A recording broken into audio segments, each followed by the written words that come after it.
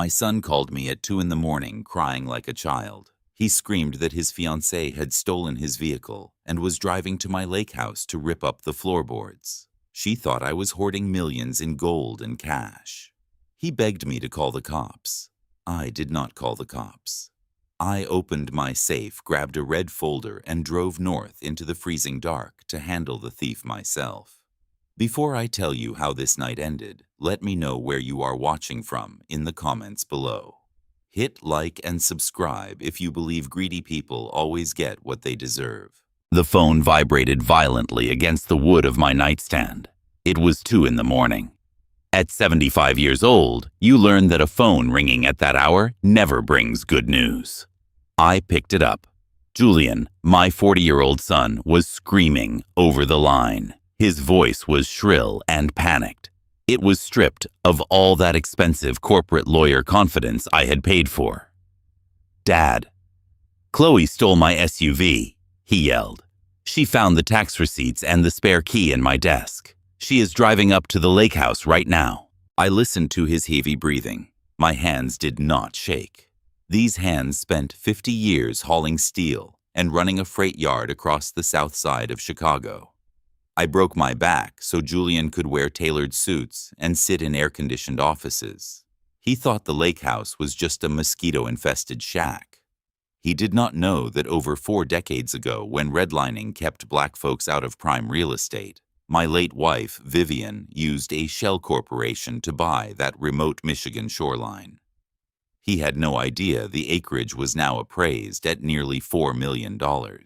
Julian was hyperventilating now, begging me to call the state troopers to intercept her. "Dad, you do not understand," he pleaded. "Her tech startup is bankrupt. She owes dangerous investors a lot of money. She is desperate. She is convinced you have gold bullion and stacks of untraceable cash hidden under the floorboards of the cabin. She went crazy looking at those tax documents. She is going to tear the place apart." I absorbed his panic. Chloe was his 30-year-old white fiancée. She always played the sweet progressive ally, calling me Pops with a smile. But I always saw the cold calculation in her eyes. I always knew she looked down on my working-class boots. I did not panic. I did not dial 911. "Julian," I said, cutting off his pathetic sobbing. "I will handle this." I hung up the phone. I moved with purpose.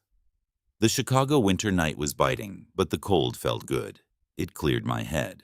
I walked to my closet and pulled on my heavy leather jacket, the one Vivian bought me 20 years ago. I walked over to the wall portrait of us, pushed it aside, and spun the dial on my hidden safe.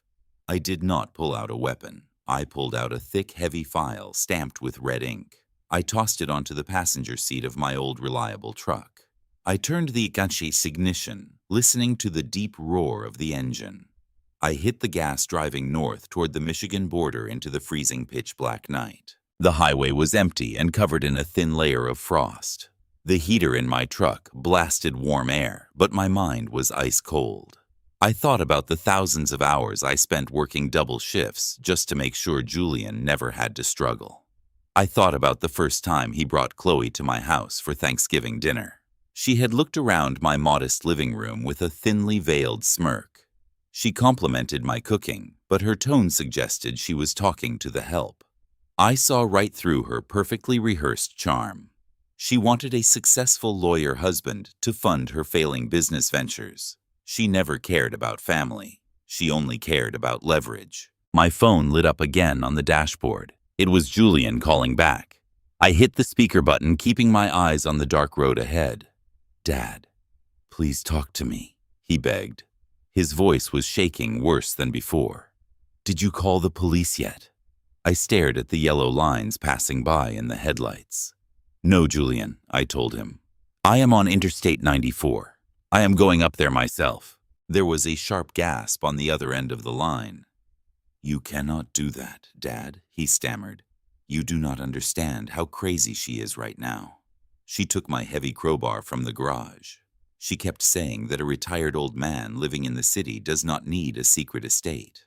She said she was going to rip every piece of wood off the foundation until she found the safe. The safe. The word hung in the cold air of my truck cab. I tightened my grip on the steering wheel. How does she know about the floor safe? Julian, I asked. My voice was dangerously quiet. Silence. The kind of cowardly silence that tells you everything you need to know. Julian, I warned him. You have exactly 5 seconds to tell me the truth, or I will hang up and you can deal with the fallout alone. He broke down crying. I am sorry, Dad. I got drunk last week. My firm is downsizing and I was stressed. Chloe was pressing me about our finances because her startup investors are threatening legal action.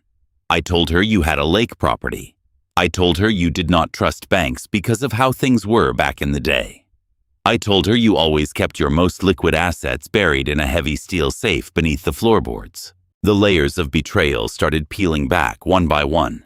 My own son, the boy I bled for, had sold me out to his greedy fiancée over a few drinks. He handed her the map to my life savings to save his own skin.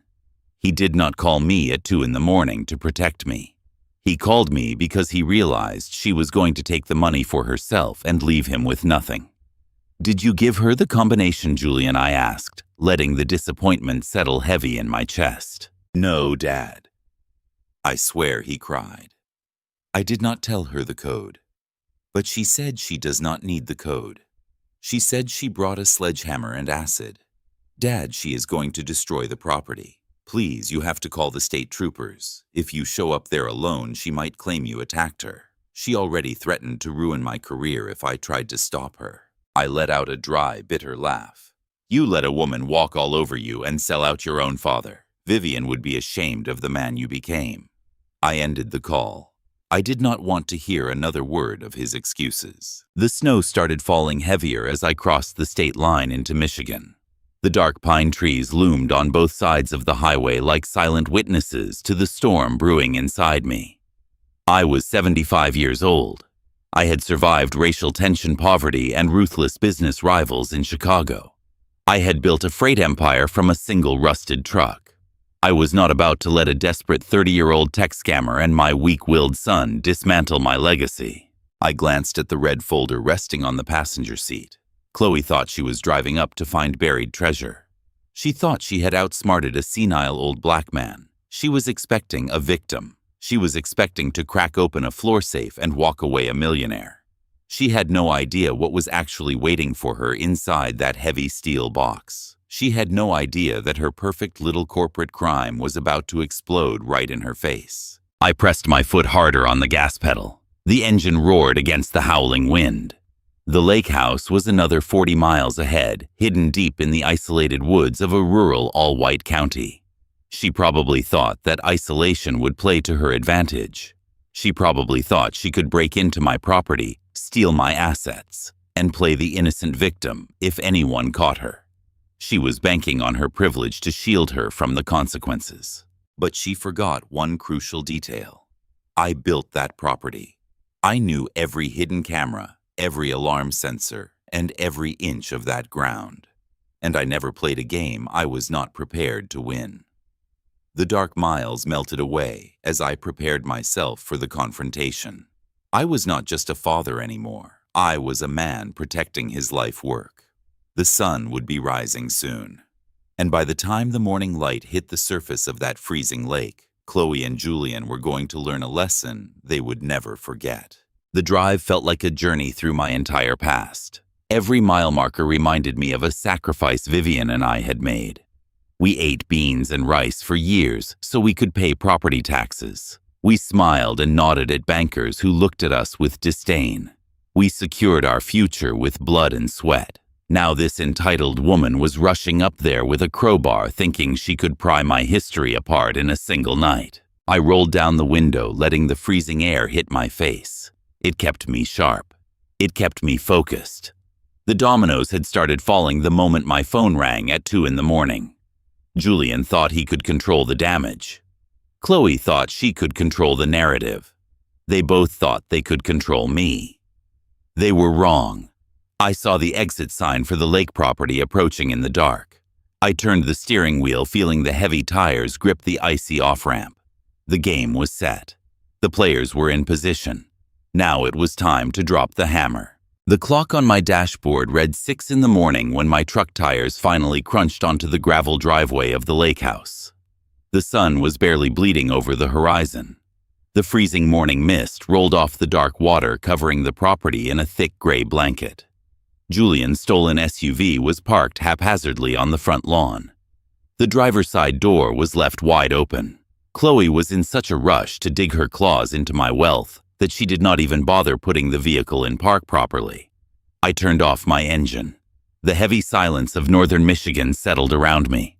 I stepped out of the truck. My boots hit the frozen ground with a solid, heavy thud. I walked up the stone pathway toward the heavy oak front door. That door had stood strong for over 40 years. Vivian and I picked it out together. Now it was splintered and broken.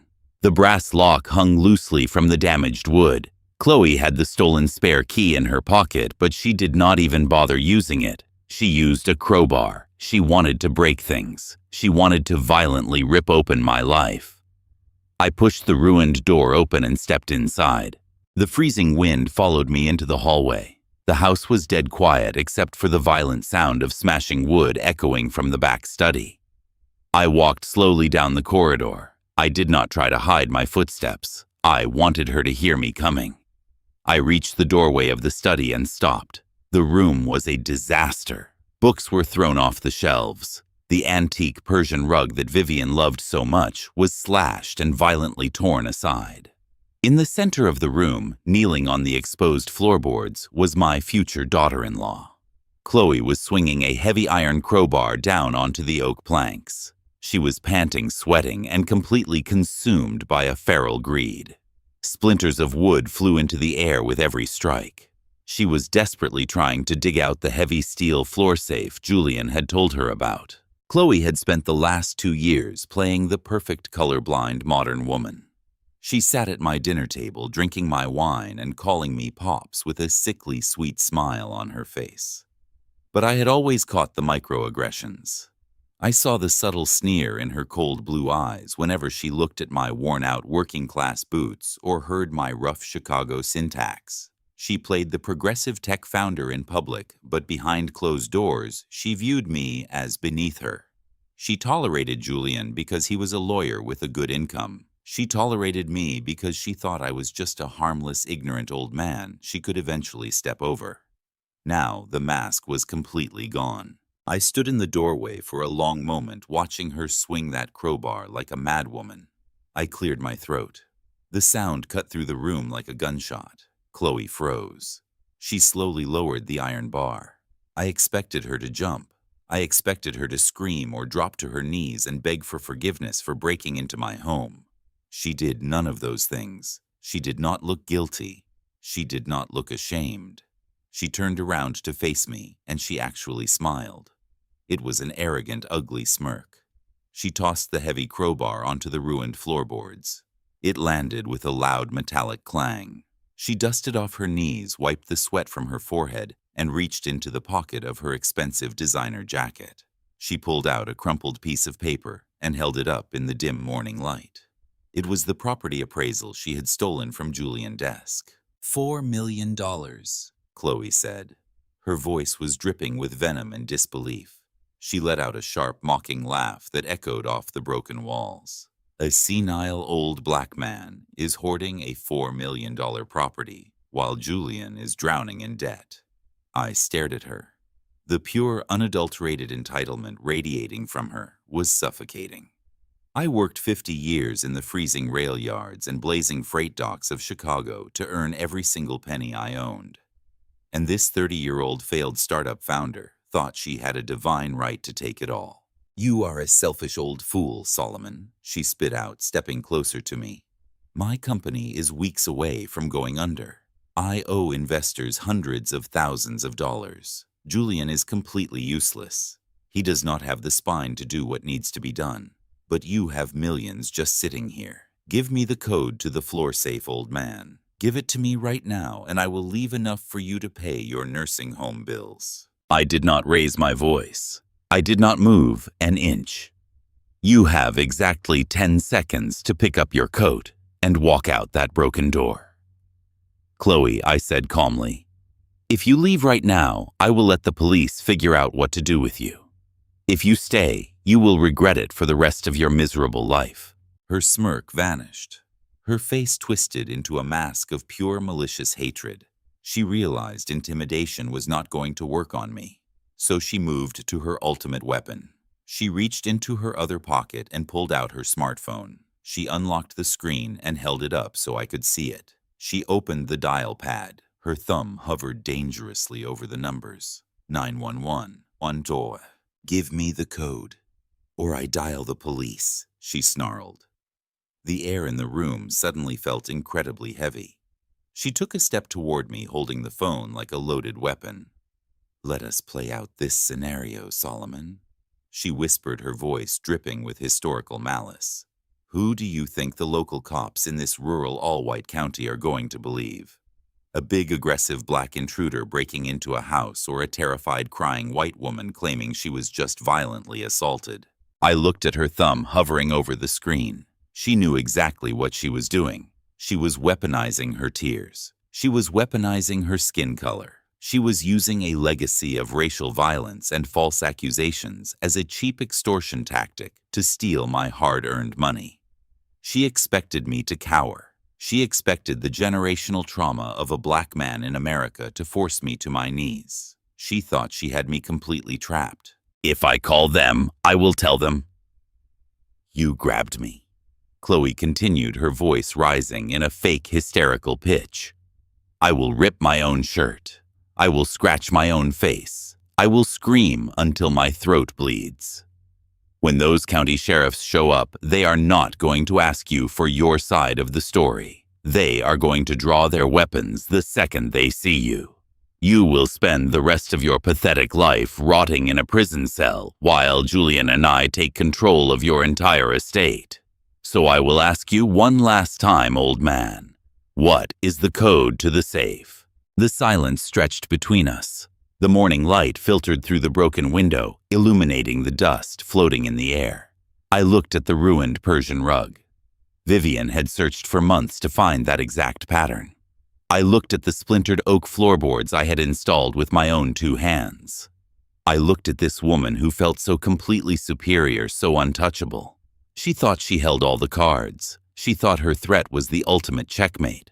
She thought a 75-year-old retired freight boss was just going to surrender his dignity and his legacy because of a cheap trick. My face remained a mask of stone.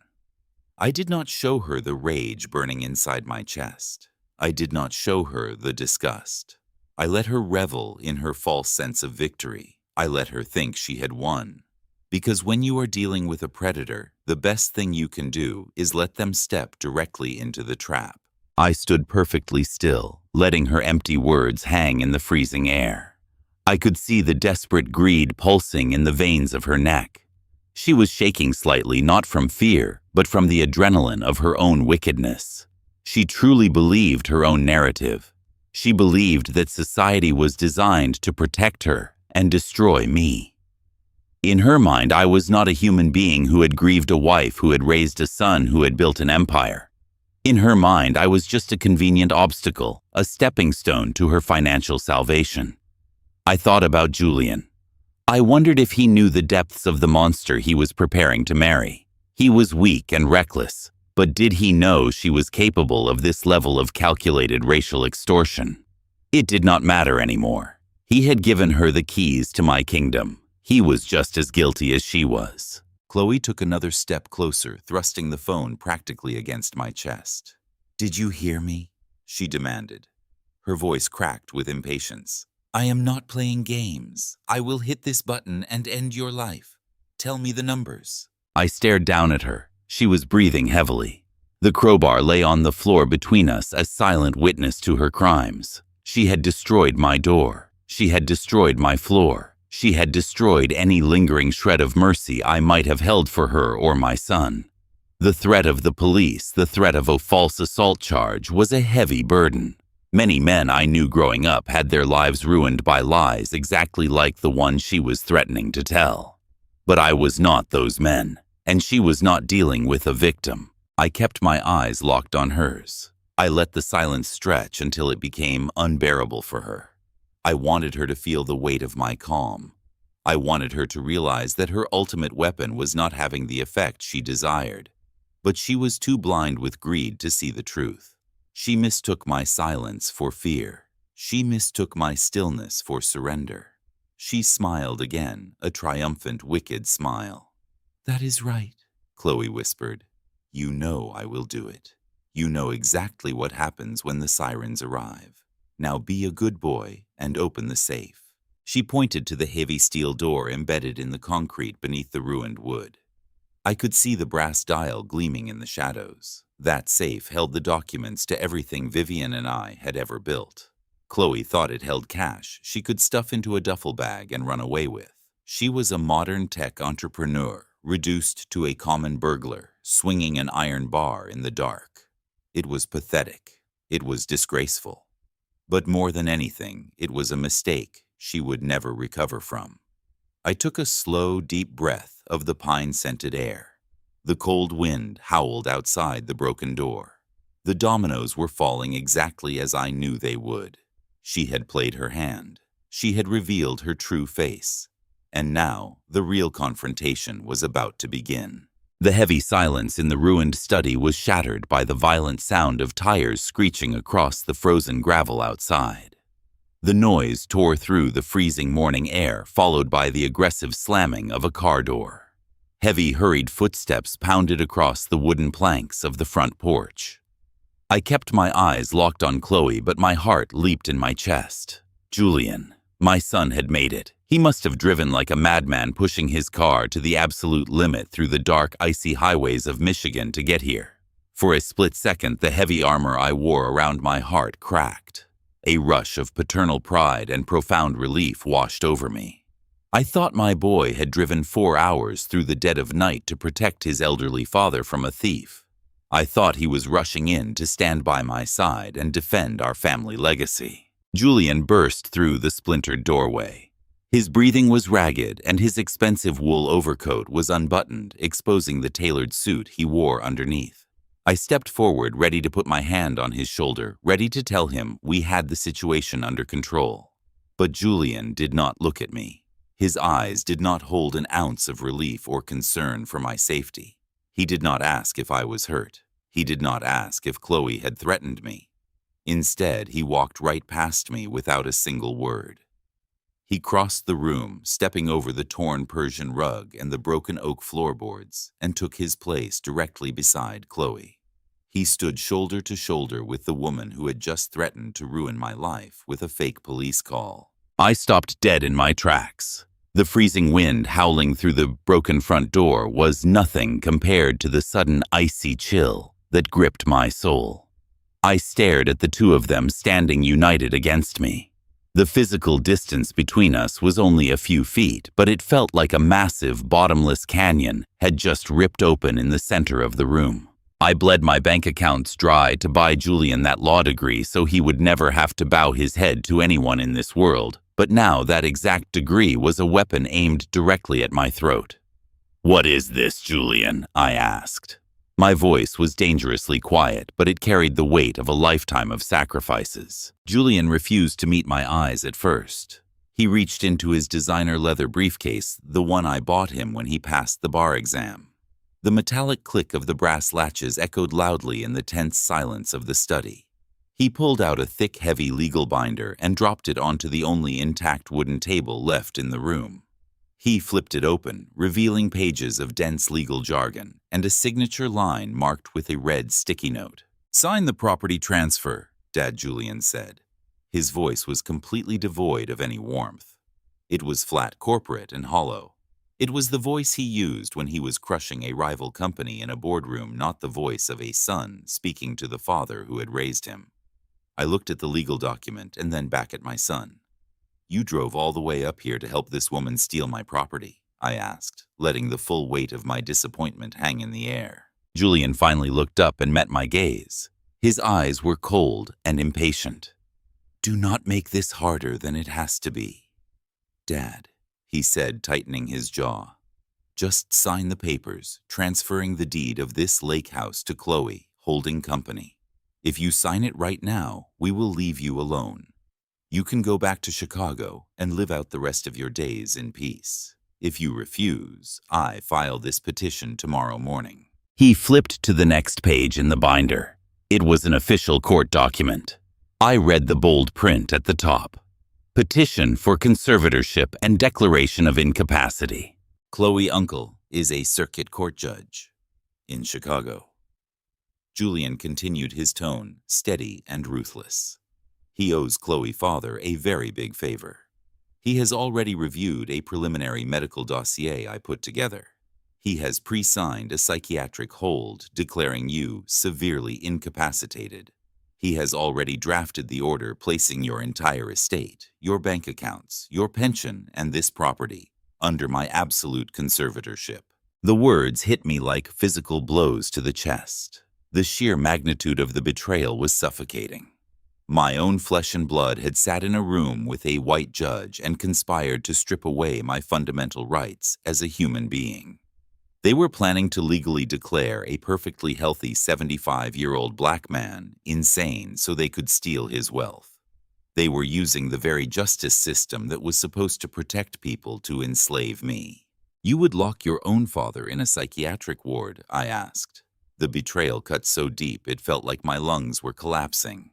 "You would let some corrupt judge strip away my autonomy just to bail out this woman?" Chloe let out a soft, mocking sigh and crossed her arms.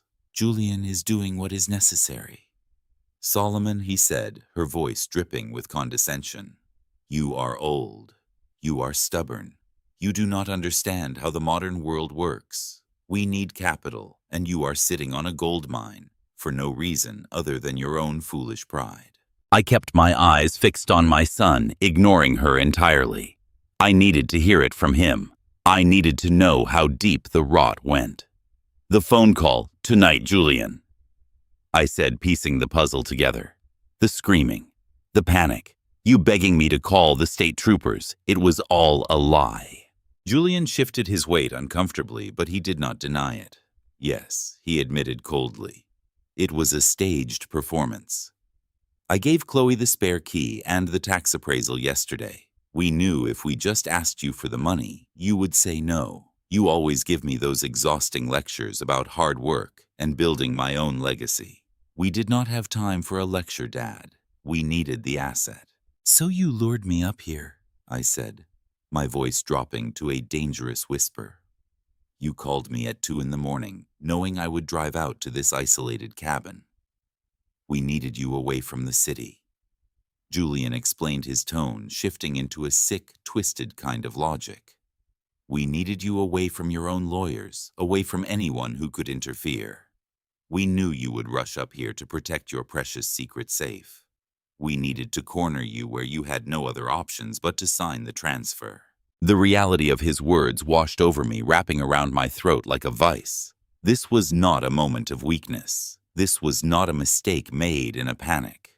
This was a calculated, premeditated ambush. My son had plotted my financial execution with the precision of an assassin.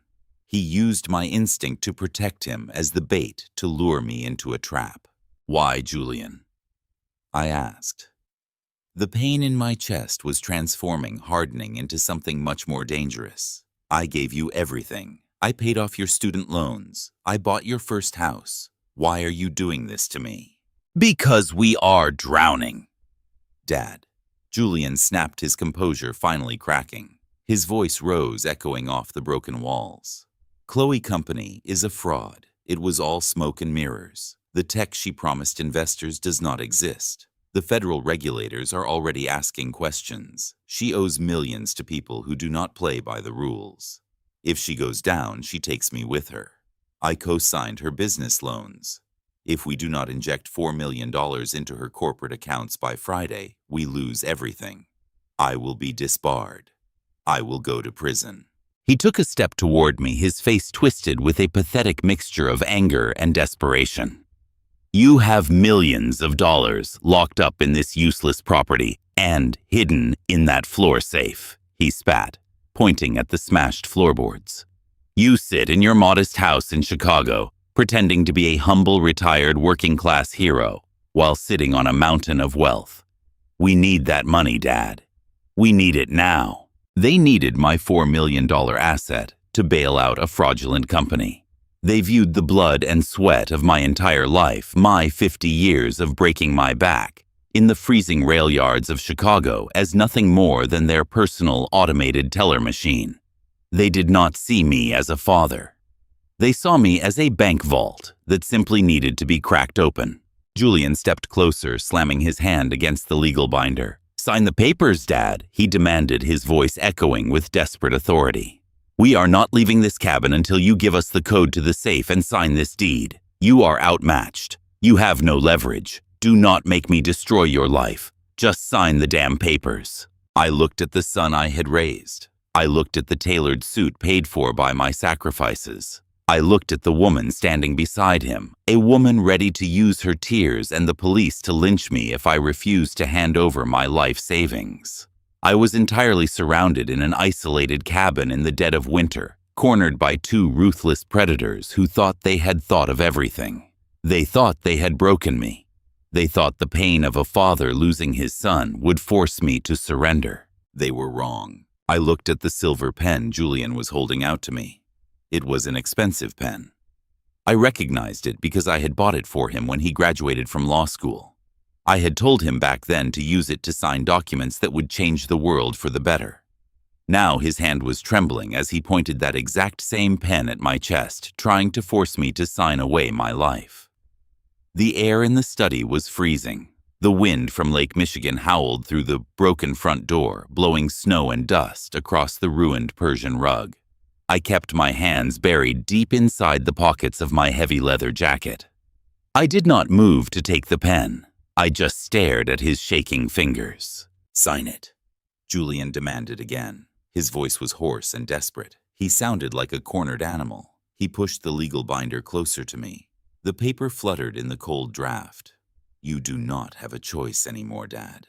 Just put your name on the dotted line, and this will all be over. We will leave you in peace. You can go back to your quiet life in Chicago. Just sign the paper." I did not blink. I did not shift my weight. I let the absolute silence of my refusal fill the room. I watched a drop of sweat roll down the side of Julian's face. He was wearing a wool overcoat that cost more than my first car, but underneath it he was nothing but a terrified little boy caught in a trap of his own making. He looked at me with wild, pleading eyes, hoping that the father who had always bailed him out would simply surrender one last time. But I was done paying his debts. I was done saving him from himself.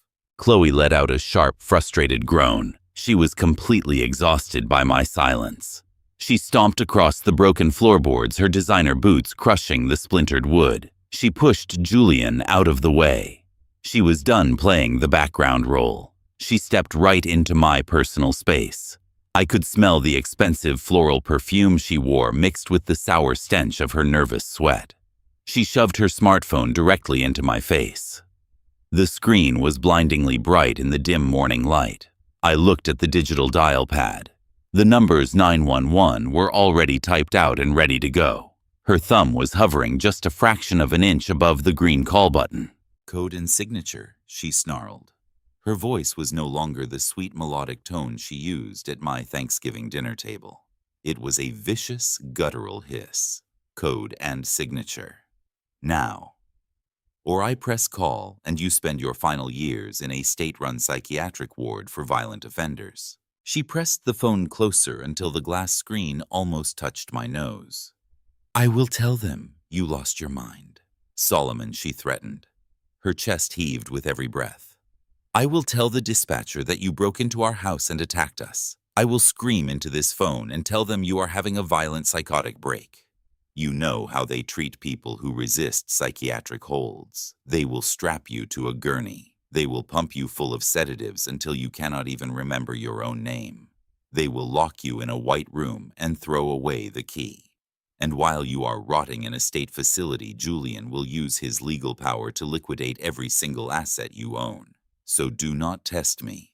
Give me the code to the floor safe and sign the damn deed." I looked down at the exposed concrete beneath the torn floorboards where the brass dial of the heavy steel safe was waiting. A black man of my generation learned early on that banks could freeze you out at any moment, which is exactly why Julian knew I always kept my most vital liquid assets carried in a heavy steel safe beneath the floorboards. I grew up in a time when a bank manager could look at the color of your skin and decide to deny your loan, cancel your mortgage, or seize your accounts without a shred of due process. Vivian and I had learned the hard way that the only money you truly own is the money you can hold in your hands. Julian grew up watching me lock away cash bonds and gold in that exact safe. He thought it was the Holy Grail. He thought opening that steel door would miraculously erase all his failures. "You think you are so smart, Chloe," I said. My voice was a low, steady rumble in the quiet room.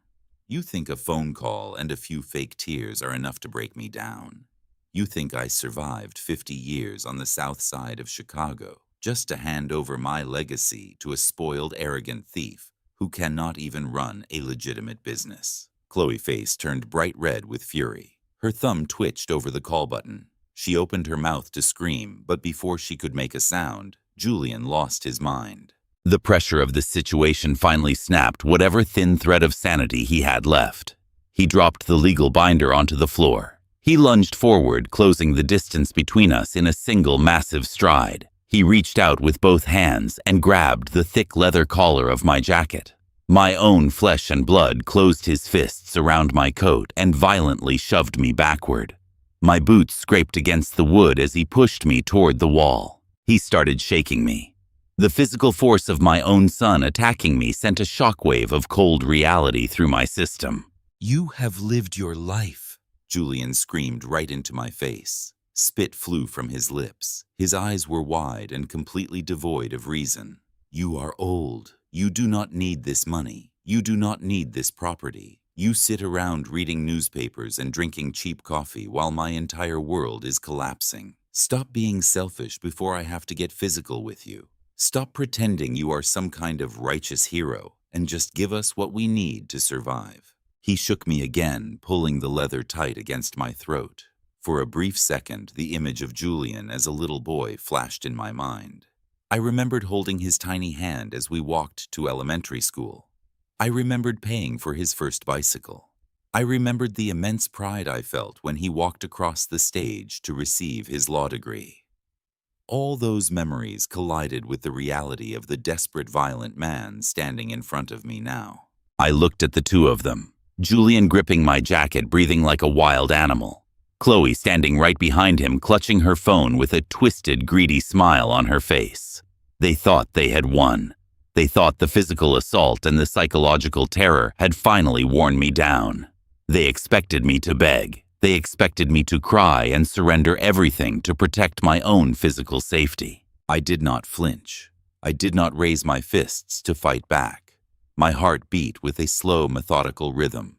The anger inside me had completely burned away, leaving nothing but a cold, calculating clarity. I looked at Julian, hands gripping my collar. I raised my own hands, moving slowly and deliberately. I placed my palms over his wrists. My hands were calloused and heavy from decades of hard labor. His hands were soft and manicured. I gripped his wrists and calmly pushed his hands away from my chest. I brushed the wrinkles out of my leather jacket. I looked directly into my son's eyes and I smiled. It was a genuine, peaceful smile. "Fine," I said softly. Julian stumbled back a step, totally caught off guard by my sudden calm. Chloe lowered her phone, her eyes narrowing in suspicion, but the pure greed radiating from her skin overshadowed her caution. "You want the safe?" I asked, my voice echoing in the ruined study. "You want to see the treasure you have been hunting all morning. The code is your mother, birthday Julian, 09145-0. Chloe let out a piercing, victorious shriek that bounced off the wooden walls. She did not even wait for Julian to move. She shoved past him and dropped to her knees on the cold, splintered floorboards.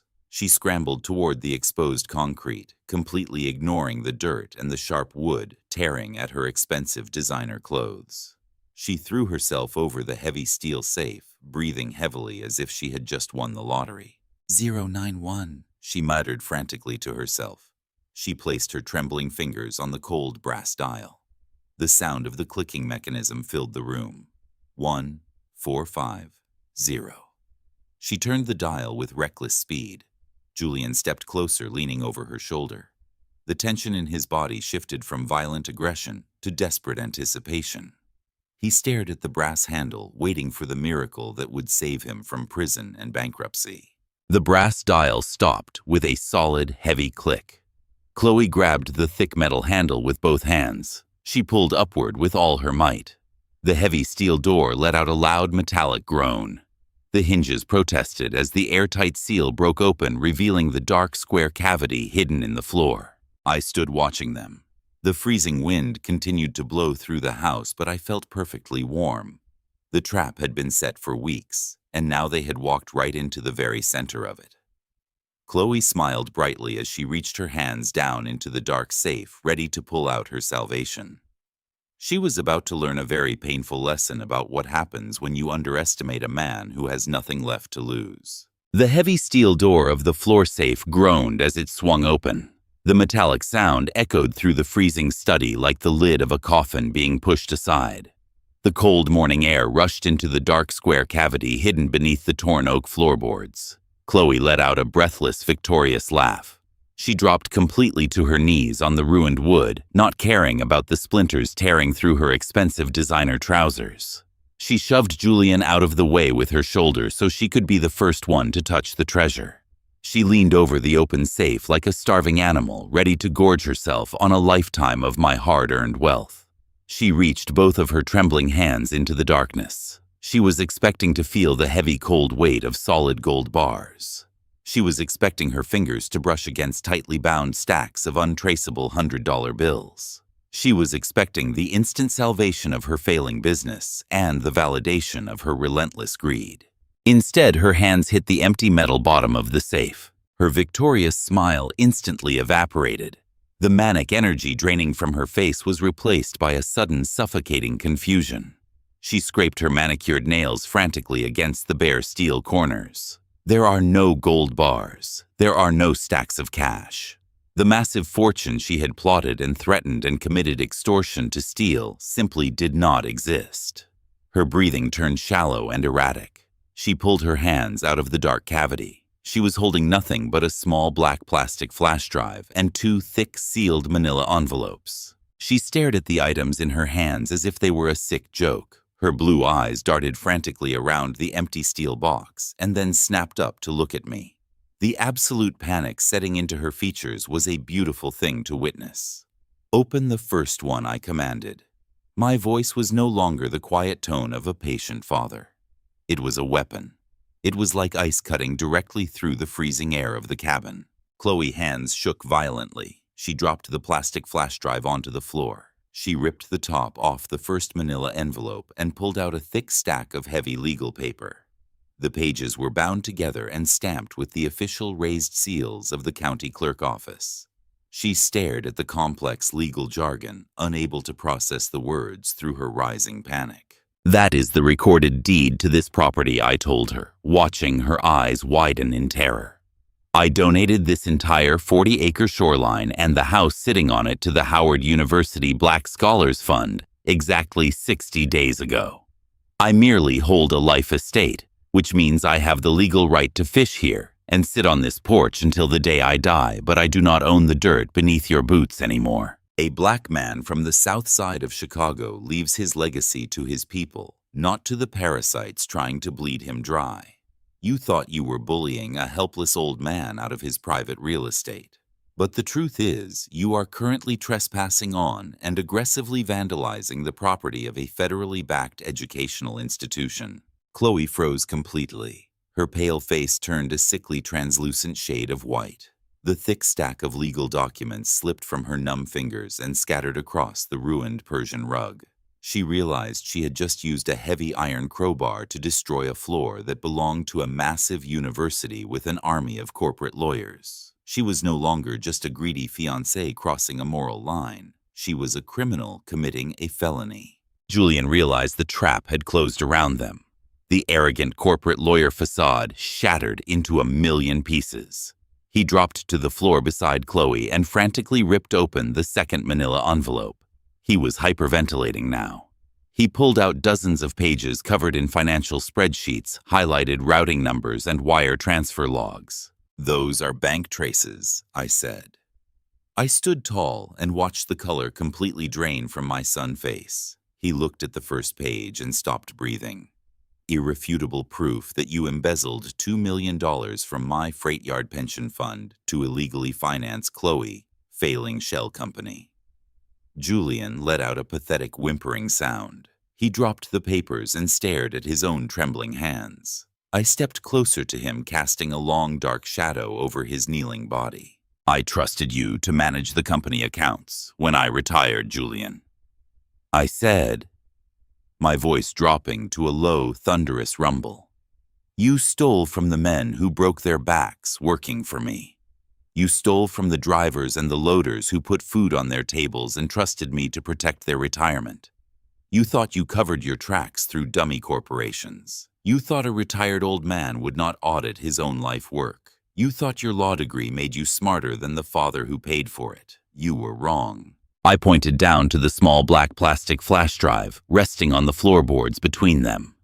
"That USB drive in front of you contains every single digital copy of those transactions," I told him.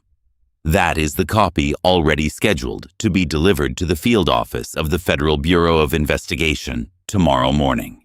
You are not going to inherit my empire, Julian. You are going to federal prison." Julian collapsed back onto his heels. The expensive legal binder he had brought to threaten me was completely forgotten on the table. He dropped his face into his hands and let out a loud, gut-wrenching sob. He knew it was over. He knew his career, his freedom, and his reputation were completely destroyed by his own arrogance. But Chloe did not surrender. Entitlement and racial arrogance do not surrender easily. When cornered, they turn violent. Chloe went completely ballistic. Her eyes turned wild and frantic. She grabbed her smartphone from the floor with white knuckles. She scrambled backward until her back hit the wall. She looked at me with pure, unfiltered venom. The mask of the progressive modern woman was entirely gone, leaving nothing but a desperate, vicious predator. "You think you won," she screamed at the top of her lungs. Spit flew from her lips. Her chest heaved with rage. "You think you can set me up, you arrogant old fool. I will ruin you. I will tell them you locked us in here. I will tell them you hit me. I will tell them you threatened to kill us. They will believe me. They always believe me." She pressed her thumb down hard on the green call button on her phone. The screen lit up, showing the numbers 911 dialing out to the local emergency dispatcher. She opened her mouth, taking in a massive breath of air, ready to unleash her racist fake assault narrative to the police. She was ready to scream and cry and play the ultimate victim. But before the first ring could even echo through the speaker of her phone, the heavy wooden door to the back bedroom creaked open. The sound of the rusted door hinges was slow and deliberate. It made Chloe stop breathing entirely. Heavy leather boots stepped out of the shadows and onto the hardwood floor. Sheriff Roy stepped into the morning light of the study. He was a 70-year-old, no-nonsense white lawman with a thick gray mustache and a heavy silver star pinned to his chest. He had been the sheriff of this northern county for 3 decades. He was also my loyal fishing buddy. We had spent the last 30 years sitting on the dock outside, drinking cheap beer and talking about our grandchildren. He had been sitting silently in that back bedroom since midnight, waiting in the dark with a thermos of coffee. Roy was holding a small black digital audio recorder in his massive weathered hands. The red recording light on the top of the device was blinking steadily, capturing every single second of the interaction. "Heard enough in there, little lady," Roy said gruffly. His deep, gravelly voice filled the room, leaving absolutely no space for her lies. Chloe's phone slipped from her hand and hit the floor. The emergency operator answered, asking what the emergency was, but the phone lay forgotten on the shattered wood. Chloe stared at the sheriff in absolute horror. The safety net of her privilege, the weapon she thought would protect her, had just walked out of my bedroom, holding the evidence that would lock her in a cage. Roy reached down to his heavy leather duty belt. He unclipped his thick steel handcuffs. The metallic clinking sound was the loudest thing in the ruined study. He looked at Chloe and Julian with absolute disgust. He had heard the threats. He had heard the racial intimidation. He had heard the conspiracy to steal my money and lock me in a psychiatric ward. I have got you both on tape for extortion, elder abuse, corporate fraud, and attempting to file a false police report, Roy told them. He took a slow, heavy step toward Chloe, holding out the cold steel cuffs. His eyes were hard and unforgiving. You have the right to remain silent. But considering everything I just recorded, I highly suggest you shut your mouth right now before you make it worse. The sharp metallic click of Sheriff Roy locking the heavy steel handcuffs around Chloe's wrists echoed through the ruined study. It was a beautiful sound. It was the sound of absolute finality. Chloe let out a sudden violent scream that tore through the freezing morning air. The sweet modern progressive facade she had worn for 2 entire years melted away completely. She thrashed against the cold metal binding her wrists behind her back. She kicked her expensive designer boots against the splintered oak floorboards, slipping on the debris she had created with her own crowbar. Roy did not flinch. He had handled much worse in his 30 years of law enforcement in this county. He held her firmly by the arm, his weathered face set in a hard, unforgiving line. He told her to stop resisting, or she was going to make things incredibly painful for herself. But Chloe could not hear reason anymore. Her entire reality was collapsing. The millions she thought she was stealing were gone. The false assault narrative she planned to weaponize against a 75-year-old black man had been completely neutralized by a running audio recorder held by a respected white sheriff. She turned her wild, frantic eyes toward Julian. She screamed his name. She cursed him. She called him a weak, pathetic coward. She screamed that he was completely useless, that his father had ruined her life, and that he needed to do something to stop this. She unleashed a torrent of vicious racial slurs she had kept carefully hidden behind her polished corporate smile. She let all her poison spill out into the open, proving exactly what kind of monster my son had chosen to bring into our family. 2 broad-shouldered county deputies walked heavily through the smashed front door. Roy had them waiting out back the entire time. They stepped into the study, their boots crushing the torn Persian rug. Roy handed Chloe over to them. He told the deputies to take her out to the patrol car and read her rights again on the record. Chloe fought them every single step of the way. She kicked and screamed and spat poison as the deputies dragged her out of the room. I watched her struggle down the hallway. I watched them pull her through the splintered doorway she had destroyed just an hour earlier. Her voice faded into a hysterical, muffled sobbing as the heavy doors of the police cruiser slammed shut outside. The sudden silence left behind in the study was deafening. The freezing wind continued to blow off the lake, whistling through the broken front entrance. Roy stood quietly by the doorway, folding his arms across his chest. He did not say a word. He just watched. He knew this next part was something I had to do alone. I turned my gaze away from the hallway and looked down at the floor. Julian was completely broken. My 40-year-old son, the hotshot corporate lawyer, the man I had sacrificed everything to elevate, was currently on his knees crying like a terrified child. He was kneeling in the dirt and the splinters of the ruined floor right next to the empty steel safe he had tried to rob. He was wearing a tailored wool suit that cost more than some of my old freight drivers made in a month. But right now, he looked utterly worthless. Julian looked up at me. His eyes were red and swollen. Tears were streaming down his face, dripping off his chin and soaking into his expensive silk tie. He placed his soft manicured hands flat on the broken floorboards and bowed his head. He begged me. He pleaded with me in a pathetic, broken whisper. He begged me to listen to him. He begged me to understand that he was drowning in debt, that he had made a terrible mistake, that Chloe had manipulated him into desperation. He swore that he never really wanted to hurt me. He swore he just wanted to save his own life. Then he looked at the small black plastic flash drive resting on the floor near the safe. The drive holding all the banking traces, all the wire logs, all the irrefutable evidence that he had embezzled $2 million from the pension fund of my transport company. He reached a trembling hand toward the drive, but he was too afraid to pick it up. He looked back at me and begged me to destroy it. He pleaded for a father mercy. He said if I gave that drive to the federal authorities, he would be disbarred. He said he would spend a decade in federal prison. He said his entire life would be over. He begged me to remember that he was my only son. I stood perfectly still, letting the freezing air numb my skin. I looked down at the pathetic man kneeling at my feet. I did not feel a single ounce of pity. I did not feel the familiar warmth of fatherhood. I felt absolutely nothing. I thought about the men who worked the loading docks at my company. I thought about Marcus and James and Old Man Henry, men who woke up at 4 a.m. to drive trucks through blizzards and haul heavy freight across the icy roads of Chicago. Men who broke their backs and wore down their joints for 30 years just to earn a modest pension. Julian had stolen from them. He had taken the money those men earned with their blood and sweat, and he had funneled it into a fraudulent shell company to impress a racist, greedy woman who despised everything we stood for. Julian had betrayed me, but worse than that, he had betrayed his own people. I kept my hands resting calmly in the pockets of my heavy leather jacket. I looked Julian directly in his tear-filled eyes. My voice was steady flat and completely devoid of emotion. I told him that family is not a license to bleed me dry.